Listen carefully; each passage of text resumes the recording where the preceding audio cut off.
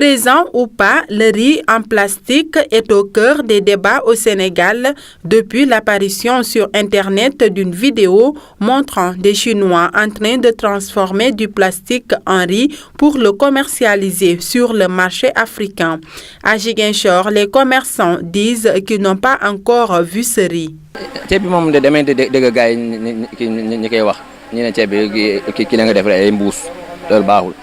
J'ai entendu dire qu'il y a du riz en plastique sur le marché, mais moi je ne l'ai pas encore vu. Je conseille les autres à consommer le riz local. Et j'invite aussi les commerçants de faire très attention du riz qu'ils achètent.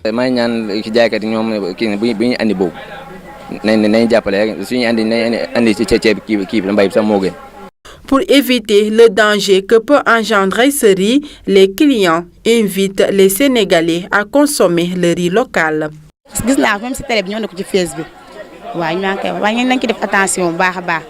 Je l'ai vu à la télé et sur les réseaux sociaux. Il faut que les Sénégalais fassent beaucoup plus attention du riz qu'ils consomment. Moi, je consomme le riz local parce que c'est plus sûr.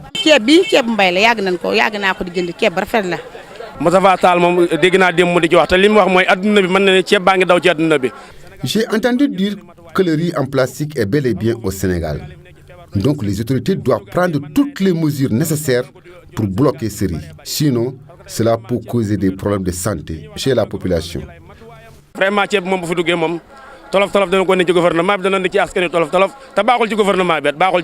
La plupart des Ziguinchorois invitent les autorités compétentes à prendre des mesures nécessaires pour garantir la sécurité des consommateurs. Pour le moment, c'est une étape de convocation. Nous sommes très sereins et nous attendons donc l'issue de cette convocation pour pouvoir donc donner suite à ce que nous allons faire. Mais nous pensons, comme tous les Sénégalais, que le non-lieu est clair pour ce dossier. C'est pourquoi nous sommes très sereins, très calmes et nous faisons confiance donc aux institutions de la République. C'est pourquoi dans ce dossier, depuis le début, vous n'avez jamais vu donc un responsable de l'UCS entrer donc dans des errements, dans des écarts de langage. Nous pensons que donc dans une République, chaque institution doit jouer sa partition et au finish, nous allons avoir donc un bon son. Ce n'est pas une surprise, on s'est dit que c'est peut-être l'aboutissement d'un long processus parce que Abdoulaye Baldé au départ était dans une prison à ciel ouvert. S'il s'avère que ce n'est pas une affaire de justice, c'est une affaire politique, mais l'UCS a les arguments politiques pour faire face. Et là également, l'UCS ne lésinera pas sur les moyens pour faire face. Maintenant, si c'est une affaire judiciaire, nous faisons confiance à la justice de notre pays. Et nous pensons que la justice donc, va trancher en notre faveur. Si toutefois, il s'avère que cette affaire n'est pas une affaire judiciaire, c'est une affaire politique. C'est une attaque politique. L'UCS va répondre politiquement.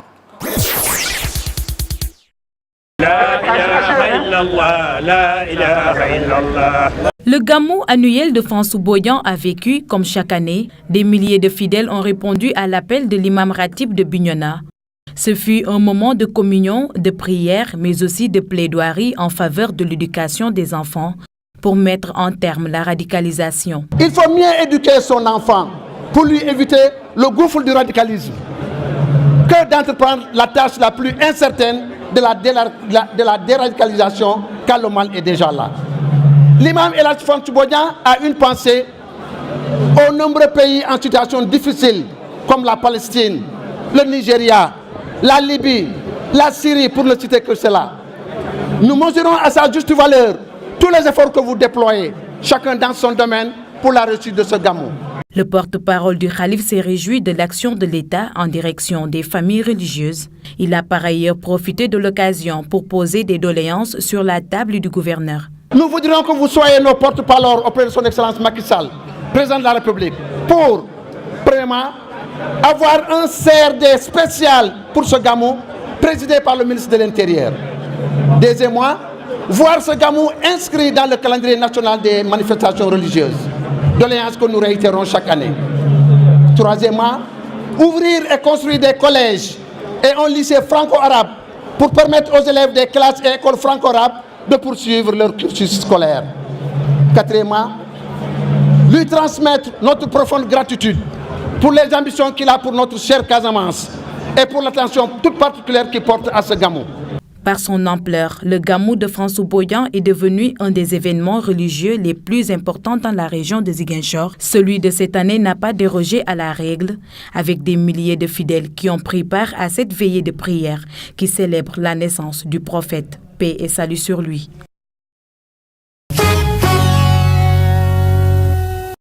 Avec plus de 65% des suffrages, Emmanuel Macron remporte environ 20 millions de voix. C'est le côté pile de sa victoire.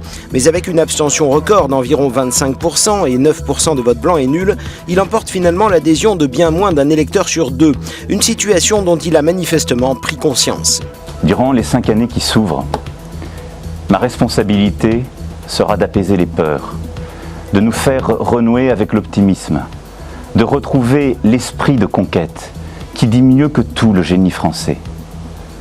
Ma responsabilité sera de rassembler toutes les femmes et tous les hommes prêts à affronter les défis gigantesques qui nous attendent et à agir. Je me battrai de toutes mes forces contre la division qui nous mine et nous abat.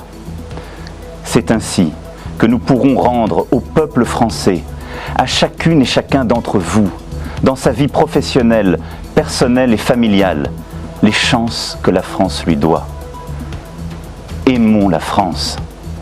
À compter de ce soir et pour les 5 années qui viennent, je vais avec humilité, avec dévouement, avec détermination, la servir en votre nom.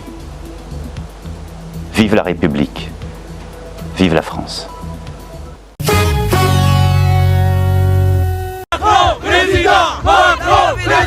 À Paris, la victoire d'Emmanuel Macron est particulièrement écrasante avec près de 90% des voix.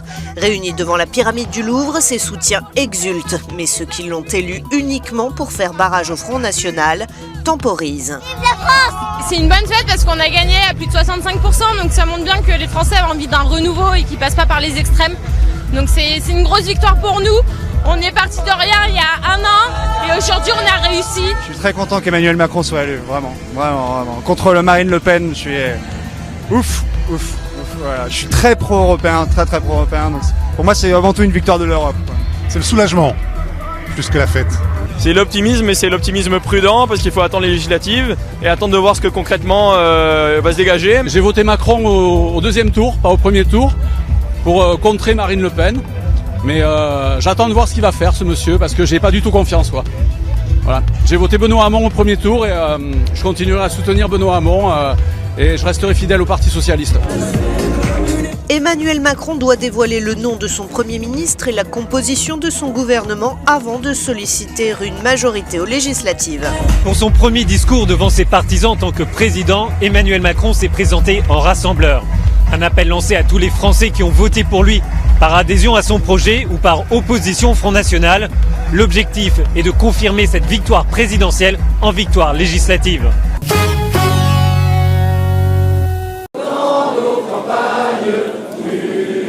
Marine Le Pen ne parle pas de défaite mais de score historique pour le Front National. Depuis le chalet du Lac dans le bois de Vincennes, ses partisans restent mobilisés en vue des législatives à venir. 34%, si vous y pensez bien, c'est quoi 34%? C'est quoi ce chiffre? C'est le double du score qu'on a fait en 2002, 18%. Ça, c'est un grand progrès. On n'est pas à 40%, mais 40% on y sera largement en 2022. On a passé le cap de 10 millions de voix, on progresse, on ne fait que progresser. Donc aujourd'hui on a perdu une bataille, mais on n'a pas perdu la guerre. Que les gens ont toujours peur du Front National, ils ont peur du nom Le Pen et ils n'ont pas compris qu'elle ne leur voulait pas de mal, enfin c'était la voix du peuple. Vous auriez aimé, en tant qu'américaine, qu'elle fasse comme a fait Donald Trump?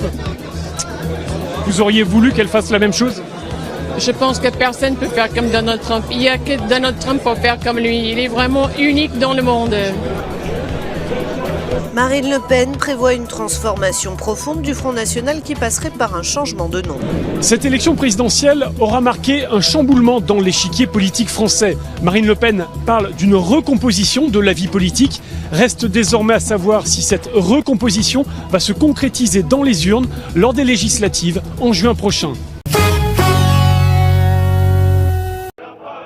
Les résultats officiels et définitifs sont tombés ce matin, lundi 8 mai à 10h35, alors que le futur président était aux côtés du président sortant François Hollande sur les Champs-Élysées pour célébrer la fin de la Seconde Guerre mondiale.